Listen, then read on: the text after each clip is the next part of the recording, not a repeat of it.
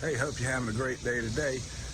We're going to talk about growing herbs in containers. You really need to get into this if you're not growing herbs. Easy peasy. This is our herb station. That's what we call it. It's late July.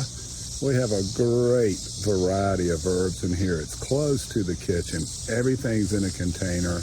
Yes, it does mean you have to water more often, but it also means you're going to get more production, less weed pressure, and most importantly, it's right there for the picking to use in your kitchen. Hey, there's some French tarragon. That is lavender. There's a little row of sage.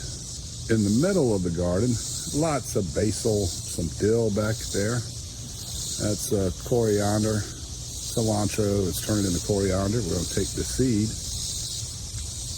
This actually includes 2 chili peppers. Put a little heat on the plate whenever you need it. Again, no weed pressure, easy access. Here in the last part, you can see some oregano in there.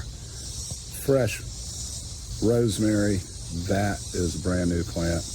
That is lemongrass for doing some Asian cuisine. A little bit of chamomile back here that we can dry out and make tea out of. And in addition to this oregano that's going to seed, fresh oregano right here. This is first year, that is second year.